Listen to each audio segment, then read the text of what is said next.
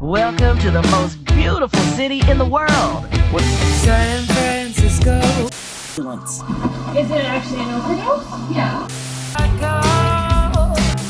She had advocated defunding the police. There is a lot of open drug use. I mean, it just happened literally right now, right here. San Francisco. You're okay. Don't be sorry. There's nothing to be sorry about. You're okay. Over the past few years, San Francisco has suffered a staggering increase in substance abuse and substance abuse-related deaths. In 2017, there were over 200 reported cases of accidental drug overdoses. In 2023, that number has more than doubled, totaling over 560 reported accidental overdoses so far, projected to reach 843 deaths by the end of this year. And at the center of this drug epidemic lies fentanyl.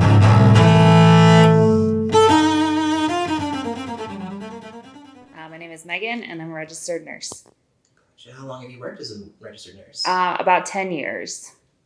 And could you describe what a day at work looks like? Yeah, so I work in the ICU at San Francisco General. We encounter people that are exposed to fentanyl almost every shift that I work. Since 2020, fentanyl has been directly involved in 71% of total drug overdoses in San Francisco.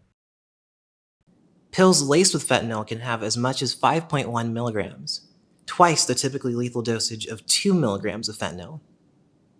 I would say the people that are willingly exposed to fentanyl might be 50-50. Usually the drugs that fentanyl is laced in, we see is cocaine. They look very similar, and it tends to be easier laced in cocaine. Over a quarter of total accidental overdoses in 2020 were due to a mixture of both cocaine and fentanyl. And just under half were attributed to fentanyl and methamphetamine.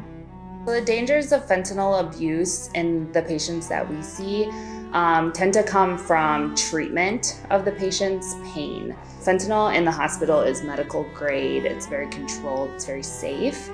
Fentanyl that is used in the outside world is not regulated and not dosed correctly. An extremely potent opioid, hospitals are careful to only administer up to 100 micrograms of fentanyl at a time. The dangers that come with treating patients that are chronic fentanyl users is we can't keep up with their demand. When a lethal dose of fentanyl enters your system, whether done orally, injected, or smoked, it binds onto endorphin-releasing receptors, interrupting the signals sent to your brain that tell you to breathe, essentially shutting down your respiratory system. So in the hospital, we use fentanyl as a pain control med. We tend to use fentanyl on patients that have a breathing tube in place because how fentanyl works is it's great for pain control, but it also depresses your drive to breathe. It was in an instant. It's as though my lungs just locked up. I couldn't breathe. What ends up happening is they just stop breathing because their body that's what fentanyl does. It decreases your drive to breathe, and then that's how people end up dying.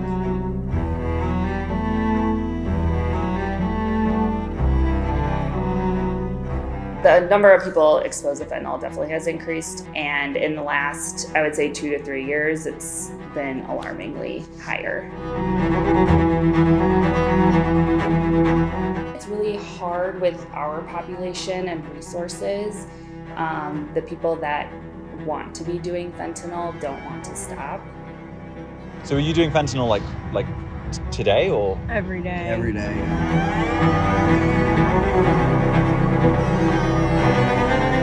Because most of the time the doses that people are taking willingly or unwillingly are 100 times the strength of the doses that we give in the hospital.